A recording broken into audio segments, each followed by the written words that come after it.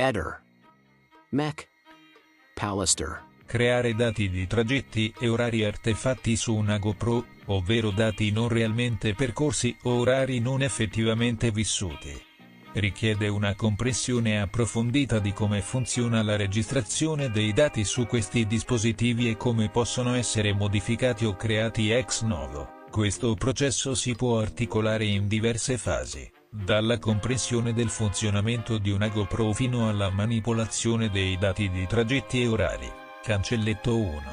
Comprensione del funzionamento di una GoPro. Le GoPro sono videocamere d'azione progettate per la registrazione di video e foto in condizioni estreme. Alcuni modelli sono dotati di funzionalità GPS che permettono di registrare dati di posizione e movimento. Questi dati possono essere visualizzati attraverso software specifici o incorporati nei video sotto forma di sovrimpressioni. Esempio: velocità, percorso, altitudine. Cancelletto 2. Estrazione dei dati. Il primo passo per creare dati di tragetti e orari artefatti è estrarre i dati esistenti. Questo può essere fatto utilizzando software di terze parti capaci di leggere i metadati GPS incapsulati nei file video o foto. Software come Dashue o RaceRender possono essere utilizzati per estrarre questi dati e visualizzarli in formati manipolabili come CSV o GPX. Cancelletto 3. Creazione di dati di tragetti e orari artefatti. Una volta estratti i dati, puoi procedere alla creazione di dati artefatti.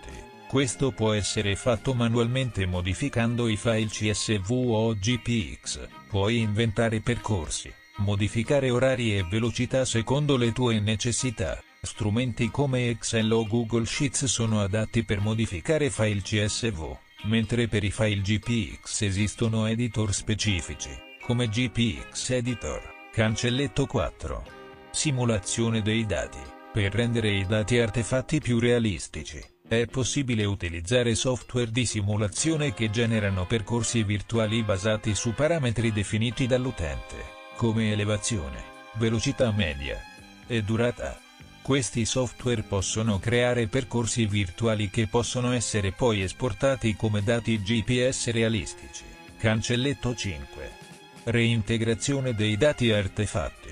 Dopo aver creato o modificato i dati di tragetti e orari, il passo successivo è reintegrarli nei video o nelle foto originali. Questo può essere fatto attraverso software che permette l'inserimento di metadati GPS nei file multimediali. È importante notare che questo processo potrebbe richiedere una comprensione tecnica avanzata e software specifici per la modifica dei metadati. Cancelletto 6. Sovrapposizione dei dati nei video. Infine, per visualizzare i dati di tragetti e orari artefatti direttamente nei video, puoi utilizzare software di editing video che supportano la sovrapposizione di dati GPS.